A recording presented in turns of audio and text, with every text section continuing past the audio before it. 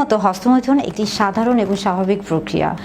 হস্তমৈথুন বলতে আসলে আমরা কি বুঝি? হস্তমৈথুন বলতে মূলত আপনি হচ্ছে একজন ব্যক্তি যখন তার সঙ্গী ছাড়া নিজে নিজে যৌন উত্তেজনা তৈরি করতে চায় এবং সেই যৌন উত্তেজনা তৈরি করার মাধ্যমে সে তার যৌন যে তৃপ্তি সেটা সে হচ্ছে নিবারণ করে, এটাকেই মূলত হস্তমৈথুন বলা হচ্ছে।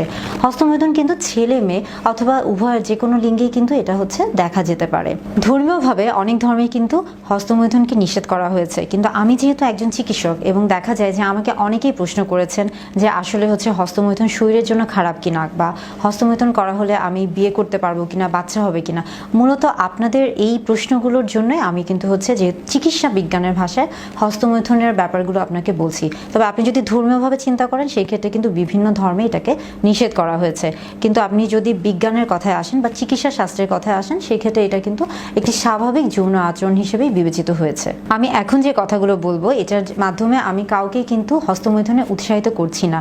আমি শুধুমাত্র আপনারা যে প্রশ্নের উত্তরগুলো জানতে চেয়েছেন, আপনাদের যে অজানা বিষয়গুলো আছে সেই বিষয়গুলোকে জানানোর চেষ্টা করছি।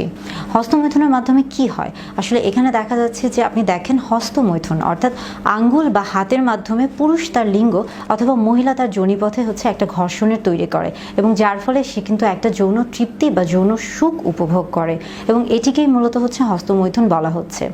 একটা সময় ধারণা করা হতো যে হস্তমৈথুন শরীরের জন্য খারাপ, কিংবা অনেকে এটাকে একটা বিকৃত যৌন আচরণ মনে করত, কিন্তু বর্তমানে আধুনিক চিকিৎসা শাস্ত্রে এটিকে কিন্তু একটি হচ্ছে স্বাভাবিক প্রক্রিয়া হিসেবে বলা হচ্ছে, এবং বলা হচ্ছে যে এটি একটি স্বাভাবিক যৌন আচরণ। কখন এটি আপনার শরীরের জন্য ক্ষতিকর হবে? যখন এটি মাত্রাতিরিক্ত ভাবে।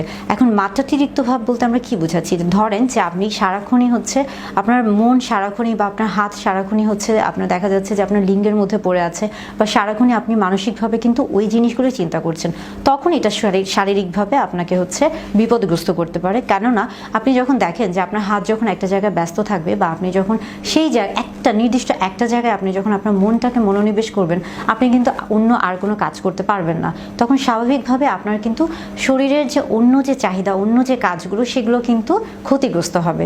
সেদিক থেকে যদি বলে থাকি যে হ্যাঁ, তাহলে সেদিক থেকে হস্তমৈথুন আসলে হচ্ছে শরীরের জন্য ক্ষতিকর, কিন্তু শরীরের জন্য হস্তমৈথুন একটি সাধারণ যৌন আচরণ।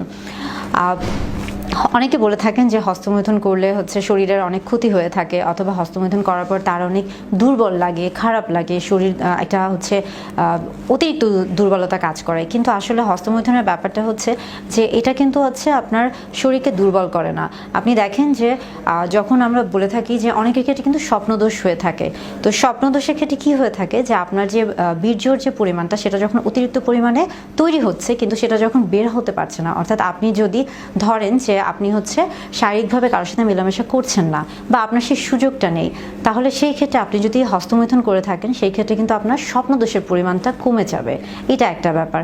আর আরেকটা ব্যাপার হচ্ছে যে হস্তমৈথুনের ক্ষেত্রে আপনার নারী পুরুষ উভয়ই হচ্ছে হস্তমৈথুন করতে পারে, এটাতে কোনো অসুবিধা নেই।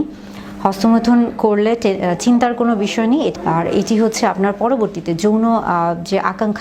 যৌন আকাঙ্ক্ষা বা বিয়ের ক্ষেত্রে যে যৌন যে চাহিদা, কিংবা বাচ্চা জন্মদান বা বাচ্চা গ্রহণের ক্ষেত্রে যে ব্যাপারগুলো আছে এগুলোতে কোনো হচ্ছে পার্শ্ব প্রতিক্রিয়া রাখে না।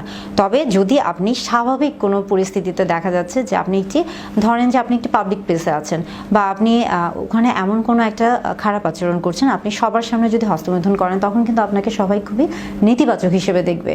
আবার আপনি যদি চিন্তা করেন যে অনেক সময় দেখা যাচ্ছে যে অনেকেই কিন্তু পর্নোগ্রাফির প্রতি অনেক বেশি আকৃষ্ট হয়ে থাকে, এবং সেই ক্ষেত্রে দেখা যায় যে একটা যখন যৌন উত্তেজক বস্তু সবসময় সে দেখছে, তখন কিন্তু তার মধ্যে একটা খারাপ কিছু কাজ করে, যার ফলে দেখা যায় যে অনেক সময় কিন্তু হচ্ছে সমাজে বিভিন্ন রকমের খারাপ চিন্তা চলে আসে, এবং সে নিজের মনে অজান্তেই খারাপ কিছু করতে বসে।